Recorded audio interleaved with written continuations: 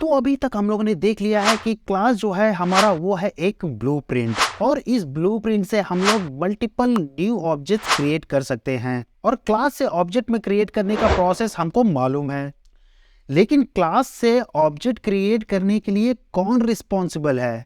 वो है हमारा कंस्ट्रक्टर। और ये जो कंस्ट्रक्टर है वो क्लास का ही पार्ट है। और याद रहे, ये जो कंस्ट्रक्टर है हमारे पास एक से ज़्यादा हो सकते हैं, मतलब कंस्ट्रक्टर ओवरलोड हो सकते हैं। तो चलो देख लेते हैं कि कंस्ट्रक्टर होता क्या है, कंस्ट्रक्टर का यूज़ क्या है और कंस्ट्रक्टर कैसे काम करता है।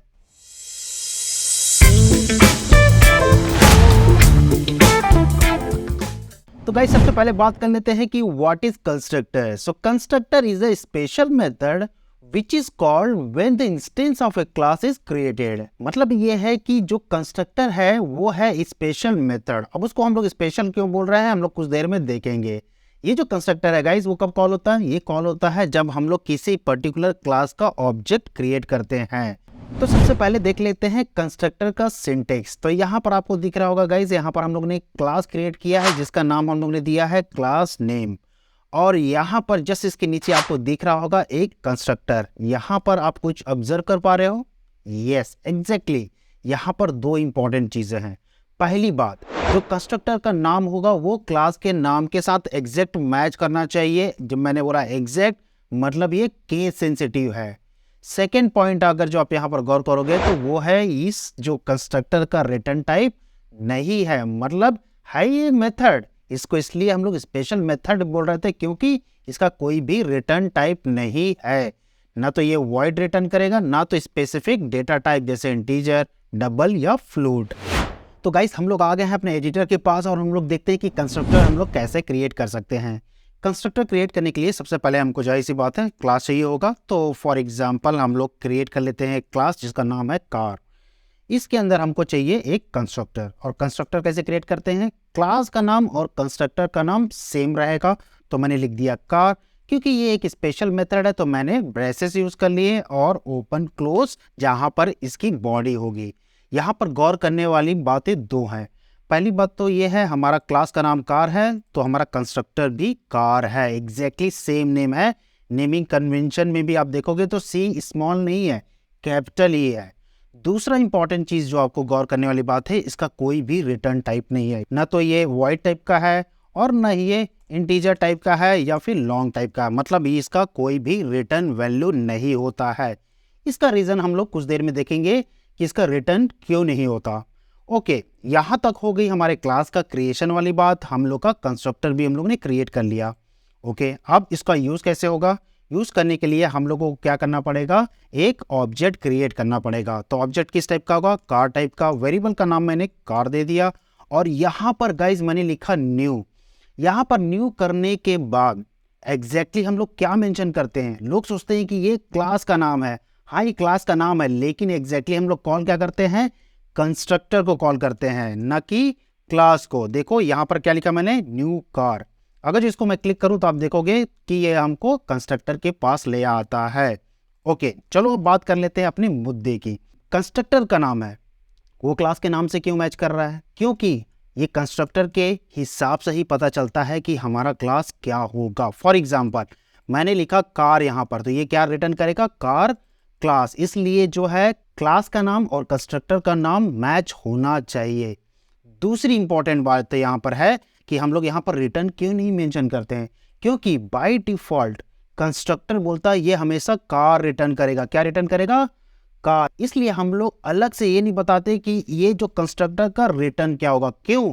क्योंकि ये हमेशा कार ही रिटर्न करेगा। तो इसलिए आपको समझ में आ गया कि कंस्ट्रक्टर स्पेशल मेथड क्यों है। पहला, क्योंकि इसका जो नाम है वो क्लास के नाम से मैच करना चाहिए, और दूसरा, इसका कोई भी रिटर्न वैल्यू नहीं होता। अब देखते हैं कि कंस्ट्रक्टर कैसे काम करता है। उसके लिए हम लोग यहाँ पर कंस्ट्रक्टर के अंदर कुछ प्रिंट कर लेते हैं। हम लोग बोल देते हैं कंस्ट्रक्टर।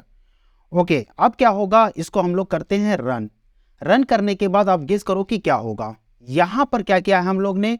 न्यू कार किया, राइट। मतलब ये है जैसे हम लोग मेथड को इन्वोक कर रहे हैं वैसे ही हम लोग क्या कर सकते हैं? कंस्ट्रक्टर को भी इन्वोक कर सकते हैं। तो यहाँ पर कंस्ट्रक्टर इन्वोक होगा। इसका मतलब ये है कि इस कंस्ट्रक्टर का जो भी कोड होगा गाइस, वो एग्जीक्यूट होगा और ये एग्जीक्यूट होने के बाद आप देख सकते हो कि हमको आउटपुट मिल जाता है कंस्ट्रक्टर। तो यहाँ पर ये एग्जैक्टली कैसे काम कर रहा है, हम लोग ने बोला न्यू, इसका मतलब है इसके बाद हम लोग कोई कंस्ट्रक्टर यूज़ करने वाले हैं। वो सर्च करेगा कि वो कंस्ट्रक्टर कहाँ पर है, ये आ जाएगा यहाँ पर, और क्या करेगा, इस कंस्ट्रक्टर मेथड को इन्वोक करेगा। इसके अंदर हमको मालूम है कि एक ही सिंगल स्टेटमेंट है और वो प्रिंट क्या करता है, कंस्ट्रक्टर। तो आपको समझ में आ गया कि जैसे सारे मेथड हम लोग इन्वोक कर सकते हैं, हम लोग कंस्ट्रक्टर को भी इन्वोक करते हैं।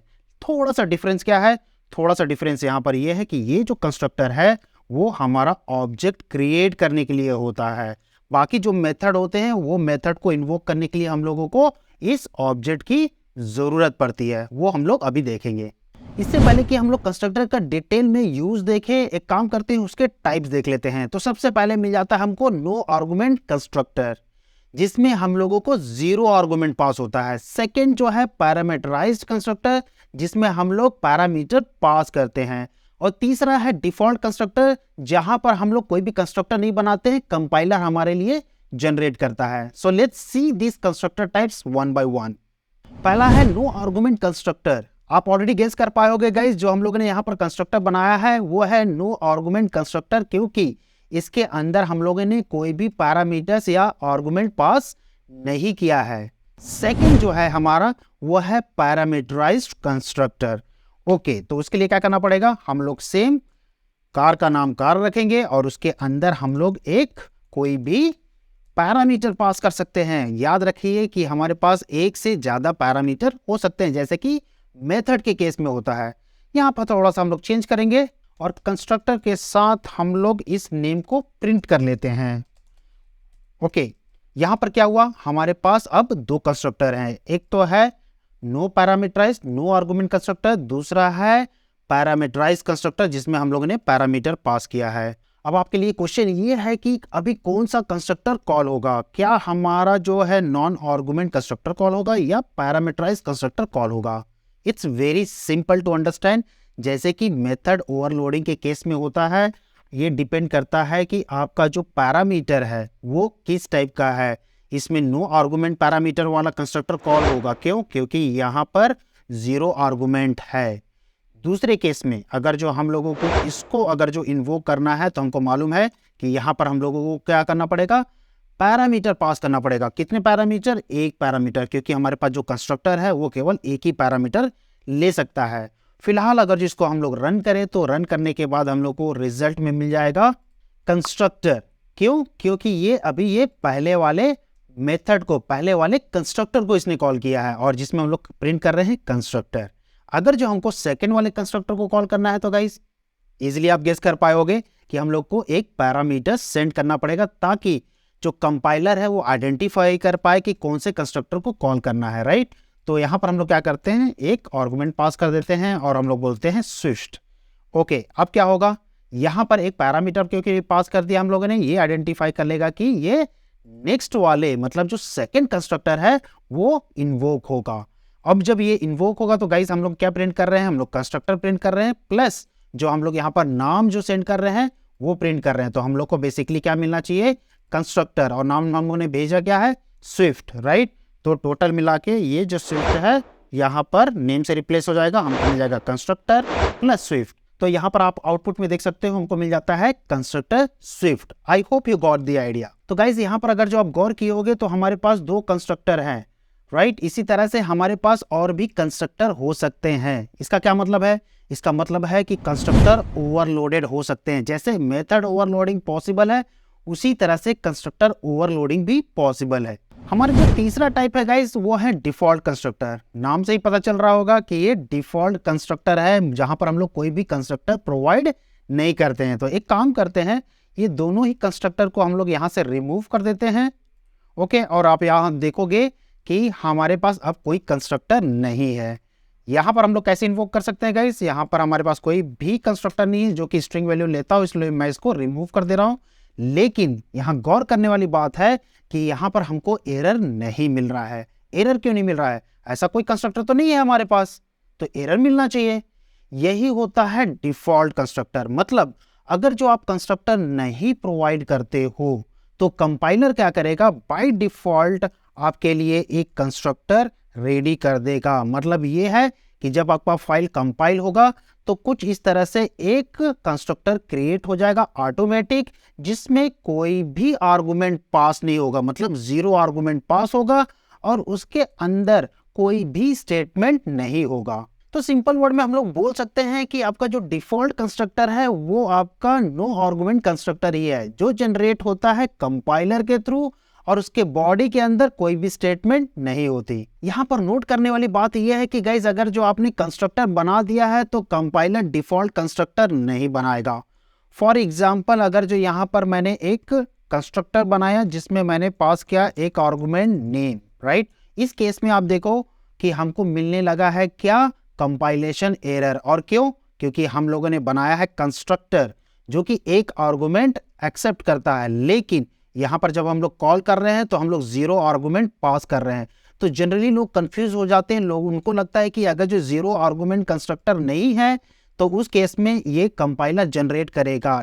The answer is no guys. अगर जो यूजर ने कंस्ट्रक्टर डिफाइन कर दिया है तो उसी कंस्ट्रक्टर को ही बस आप यूज कर सकते हो, नो आर्गुमेंट कंस्ट्रक्टर नहीं जनरेट होगा। अब ये क्वेश्चन आता है कि why do we need parameterized constructor. जब कंपाइलर हमको डिफॉल्ट कंस्ट्रक्टर बना के दे ही रहा है तो हम लोग एक्स्ट्रा हेडेक क्यों ले रहेगा इस कंस्ट्रक्टर बनाने का? इसका 2 रीजन है।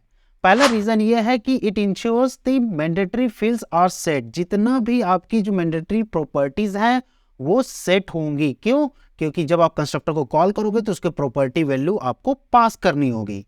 सेकेंड जो है, we can set the multiple properties in a single statement. मतलब ये है कि आपके पास 2, 4 या 6 प्रॉपर्टीज है तो आप सिंगल स्टेटमेंट में उस प्रॉपर्टीज को सेट कर सकते हो। एग्जांपल के थ्रू देख लेते हैं इसको।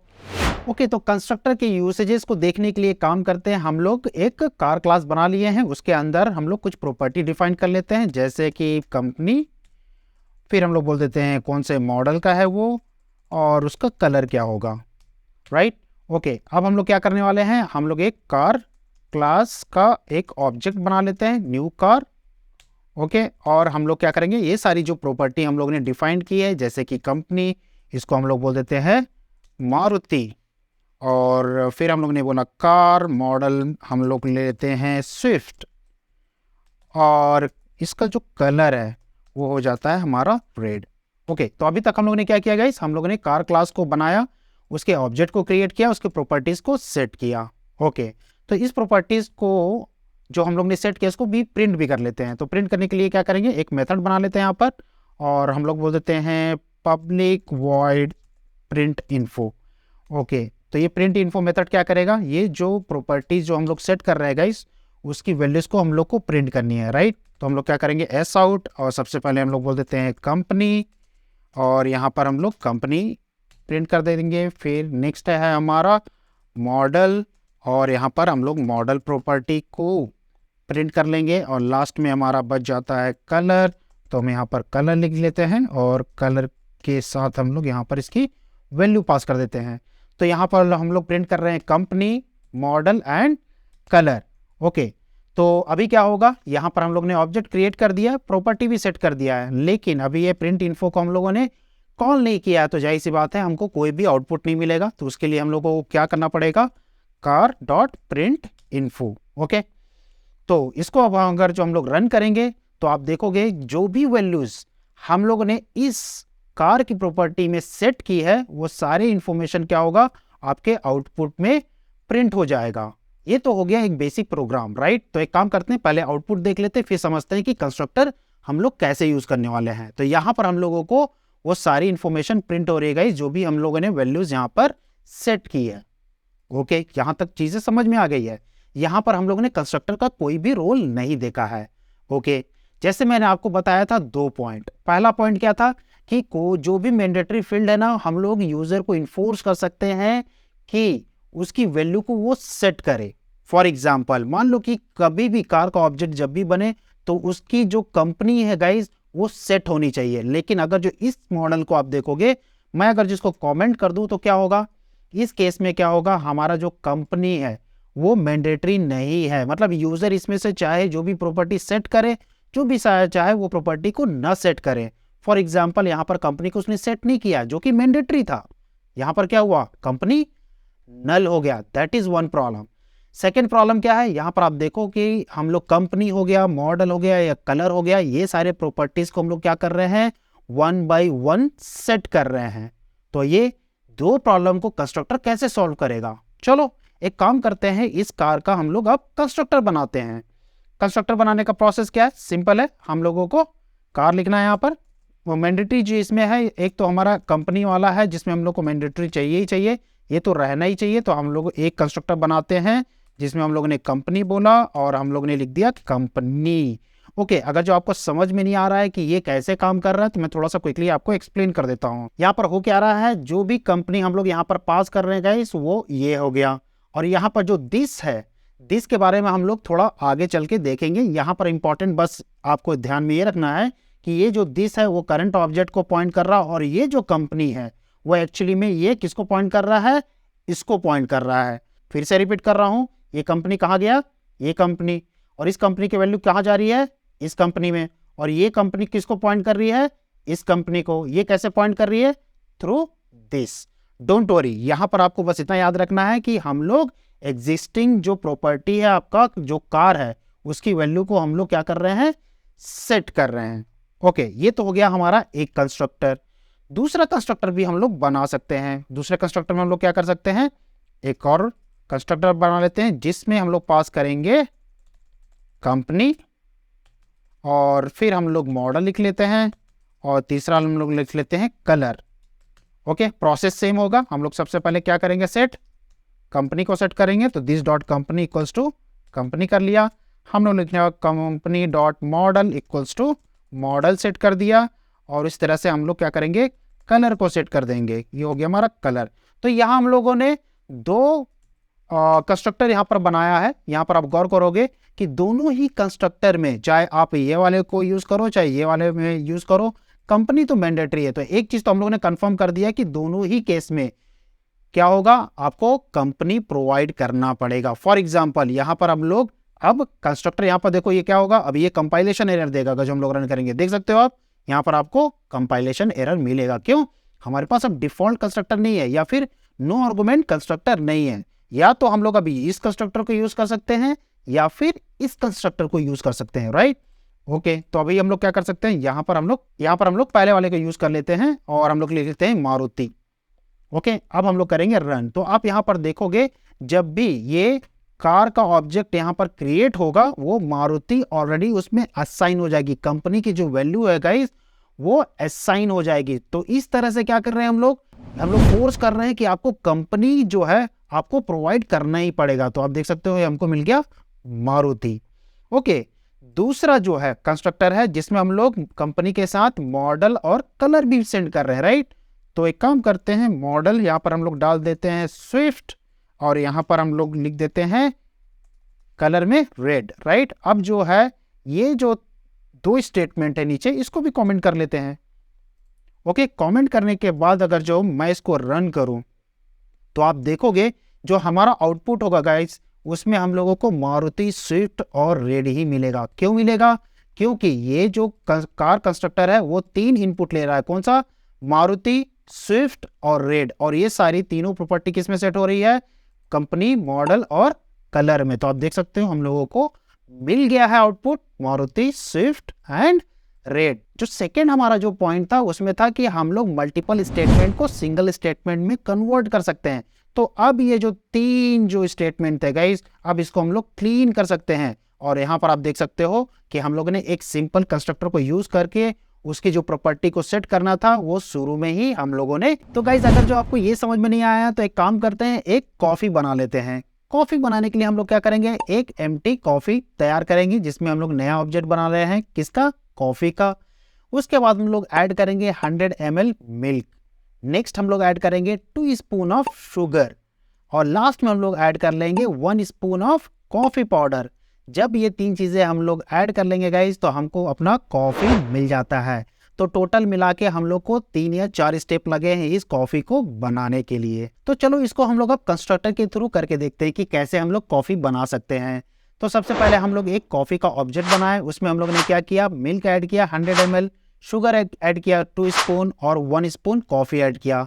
आपने देखा एक सिंगल स्टेप में हम लोग ने कॉफी रेडी कर लिया गाइस। तो कितने सारे स्टेप्स को हम लोग ने अवॉइड किया और सिंगल स्टेप में हमने ऑब्जेक्ट को क्रिएट कर लिया। आई होप अब आपको कंस्ट्रक्टर का यूज समझ में आ गया होगा। तो गाइस हम लोगों ने काफी कुछ कंस्ट्रक्टर में देख लिया है और इसको ना थोड़ा सा मेमोरी में फिट करने के लिए हम लोग क्विक ड्रिल्स कर लेते हैं, मतलब वॉक थ्रू कर लेते हैं कि हम लोगों ने क्या क्या देखा है। तो सबसे पहले हम लोग ने देखा कि जो कंस्ट्रक्टर है वो है हमारा एक स्पेशल मेथड जो कि ऑब्जेक्ट को क्रिएट करने में हेल्प करता है। और जब भी कंस्ट्रक्टर कॉल होता है ये ऑब्जेक्ट क्रिएट करता है और इस ऑब्जेक्ट के लिए वो मेमोरी एलोकेट कर देता है। और कंस्ट्रक्टर को हम लोग यूज करते हैं ऑब्जेक्ट को प्रॉपर्ली इनिशियलाइज करने के लिए। फॉर एग्जांपल अगर जो हमको प्रॉपर्टी सेट करनी है एट द बिगनिंग तो हम लोग कंस्ट्रक्टर का यूज कर लेते हैं। ओके, कंस्ट्रक्टर को बनाते वक्त आपको क्या क्या ध्यान में रखना है। सबसे पहली बात तो ये है कि आपका जो कंस्ट्रक्टर का नाम है वो क्लास से मैच होना चाहिए। दूसरा है वो कंस्ट्रक्टर का कोई भी रिटर्न टाइप नहीं होगा। तीसरा है कि आपके पास एक से ज्यादा कंस्ट्रक्टर हो सकता है, मतलब कंस्ट्रक्टर ओवरलोडेड हो सकते हैं। चौथा जो है आपका जो कंस्ट्रक्टर है कभी भी इनहेरिटेड नहीं हो सकता है। इसके बारे में हम लोग देखेंगे जब हम लोग इनहेरिटेंस के स्टोरी में पहुंचेंगे।